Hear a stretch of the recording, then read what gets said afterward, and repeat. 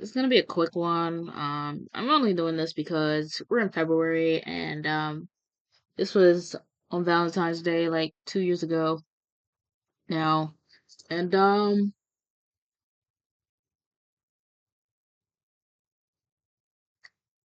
I've never had a Valentine's for real, like a real Valentine's. Like, there's family and there's your mom, there's friends and all that. I don't want to get all, mushy mushy, but I'm just being real. Like, really a loner. I have a few friends. This is why I do what I do. It just helps me like get through life. Helps me like just, see what else is going on out in the world and just also just go deep. Um just go deep into life, deep thoughts and all that. But it's like, what else can I do? Like really? I mean, there's other stuff I can do, of course, duh. But like, I definitely go into hibernation. I do not like the cold. I do not like the winter. So it is winter right now. I'm supposed to be getting snow in like 2 days. I always say if it's not a blizzard, I don't want it because like you're just out here sprinkling, being cold, 20, 19 degrees for what? Just to be freezing my buns off? Like, come on. All right, wait, where was I? See, this is why I can't rant. Where was I? Oh, being a loner. Yeah, haven't been very lucky in this love category. Um, yeah, haven't had too many loves. I've had one and it nearly broke me. So maybe that's why I haven't had any. Maybe higher power divine is looking out for me in a way. I don't know. I really don't. But I do still believe in it. I believe I do have a divine counterpart out there somewhere. Just looking for me, we're looking for each other. We could be on our own paths right now trying to figure out ourselves. Yes, I am ranting a lot in the beginning of this, but yeah, I just feel like,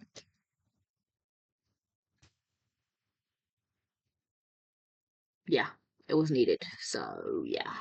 Let's all get into this lovely video of falling in love.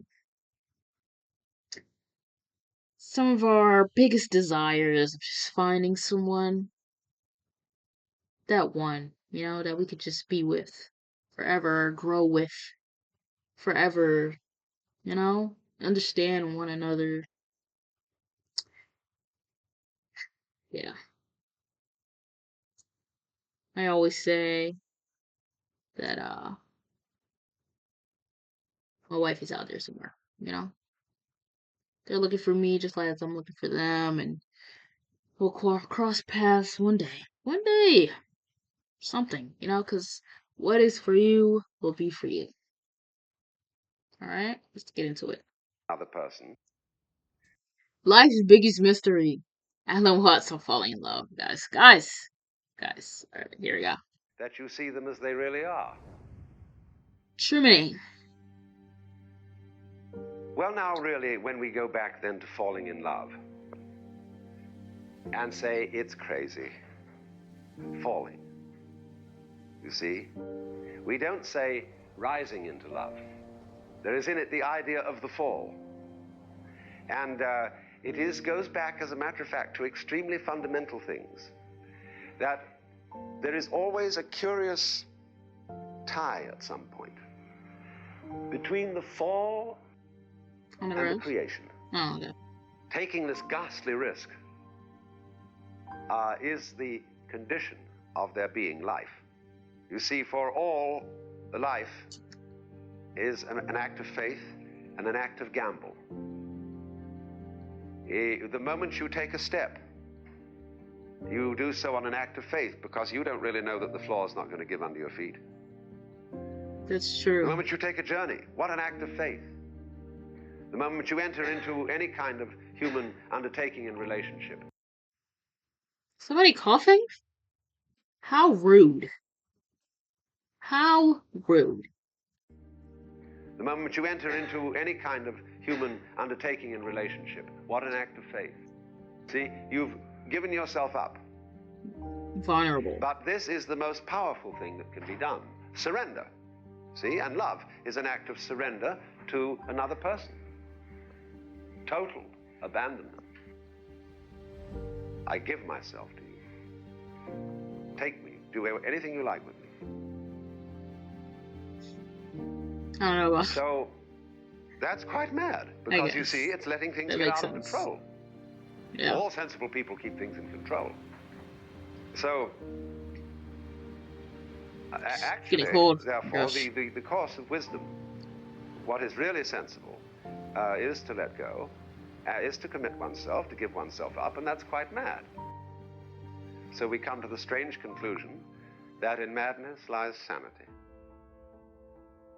Falling in love is a thing that strikes like lightning and is therefore...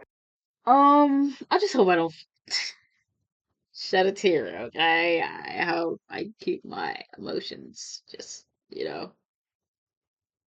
but yeah, it's just, yeah. extremely analogous to the mystical vision. What is lightning what is analogous? Is a thing that strikes like lightning and is therefore extremely analogous to the mystical vision. We don't know how really people attain the mystical vision. There is not as yet a very clear rationale as to how it happens, because we do know that it is opened to many people who never did anything to look for it. Many people, especially in adolescence, have had the mystical vision all of a sudden without the slightest warning and with no previous interest in that kind of thing. All right, if we're talking about, we're just on the topic of love, right? Yeah, of course we are. This video's about it, right? Unless Alan went, Alan went on the, but yeah, they say like, oh, it comes to you when you're not looking, right? And yes, that's how the last. Well, that's how my only really kind of thing happened. So yeah, it's interesting, really. But like, can it not come when you're desiring it, or like, do you have to like just completely like kick it out of your mind? I don't know, somehow. Like, how does one do that? Like, if you're just a lover person at heart, like, and have like the biggest heart, and that's all you want to do in life or have in life, in a way, how do you just...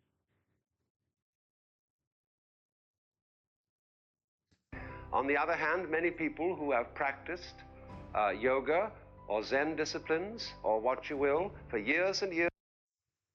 Is he telling me now I have to do yoga or something? I gotta get back into meditation. I think that's what I have to do. Interest in that kind of thing. On the other hand, many people who have practiced yoga or Zen disciplines or what you will for years and years and years have never seen it.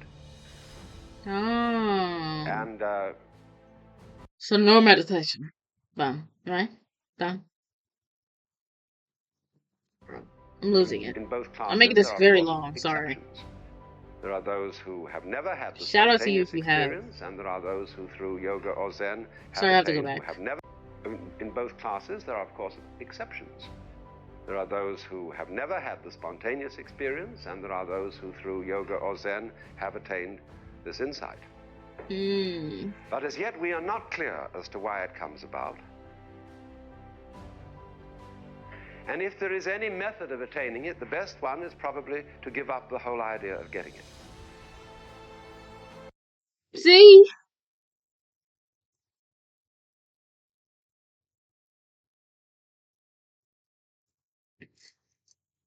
So I somehow have to just like force it out of my mind, right?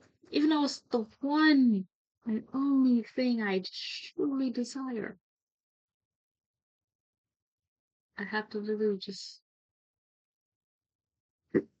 put it under dig a really nice big deep hole. Just put it all the way in there, or don't put it in the hole at all. Just throw it out into sea, like what the freak.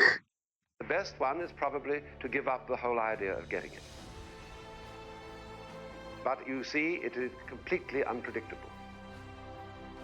And so it is, in that way, like falling in love, capricious, and therefore crazy. The words he be using. But if you should be so fortunate Yeah. as to encounter either of these experiences, it seems to me to be a total denial of life to refuse it. Sure. And what we therefore have to admit in our society so that we can contain this kind of madness,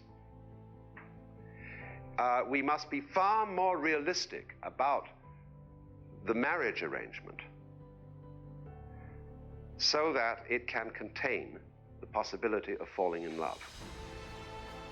When you base marriage, you see, on falling in love, and you go into a pseudo-love affair, which is simply hot pants, and set up a rigid family in which you expect of the other person that they will always be in love with you. And then, in that context, you go and fall in love. Then your falling in love is of necessity disruptive of the marriage and of the family. Alan. What? But you see, it could only disrupt it because the love relationship between the two partners was false, was pretended. We're taking a huge turn. Marriage were based more on the old idea of the reasonable contract between two people to bring up children who are maybe expected at the best to be good friends and to allow each other to be persons, that is to say, in the ordinary sense of the word person, to have their own freedom. Then if love strikes, it is tolerated within this arrangement, provided you not go to be so unreasonable as to go on to say, well, since I've fallen in love with somebody else, I must marry them. Well, that's perfectly ridiculous. Now, you see, in this way, we can think about and structure the necessary stable social institution of family of some kind, without it being constantly threatened of foundering on the rocks of love. Now, you see, this then means that when people marry, if they take any vows at all to each other, instead of saying that they will always be true to each other in the sense of meaning I will always love you, it means I will be true to you in the sense of I will always be truthful to you.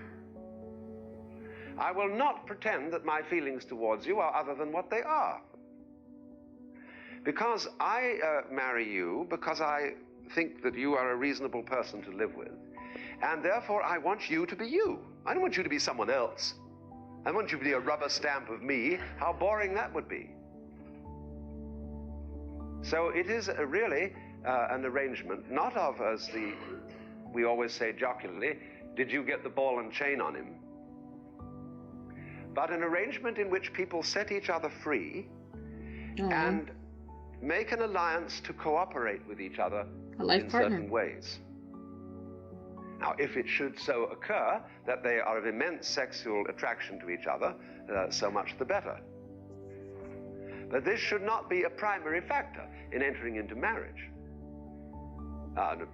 Admittedly, you must be, to a certain extent, attractive to each other, otherwise there will be no progeny. But... we still laughing. I But gotta this look. seems to me to be a sensible and reasonable view. And just because it is sensible and reasonable, it can accommodate what is not sensible and reasonable, which is falling in love. We should regard then marriage, especially if it should possibly be called holy matrimony, as a mutual setting free of two people to live together in freedom and therefore in responsibility. Because the present Oh, situation, Alan. although it's pretending to be responsible, is in fact extremely irresponsible. Because it is dishonesty with respect to the way you feel towards another person.